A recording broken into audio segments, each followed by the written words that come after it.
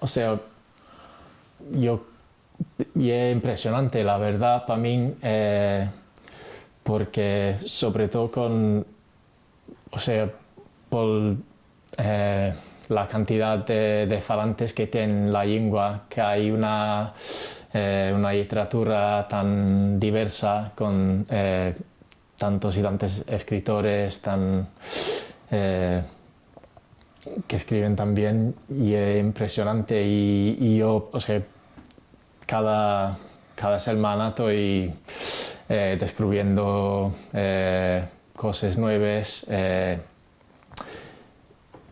Presta mucho o sea, el trabajo que están haciendo revistas como Formiento para sofitar los escritores jóvenes en asturiano y sí, o sea, si no hubiera una literatura rica en asturiano no tendría sentido que yo fuera aquí haciendo lo que estoy haciendo.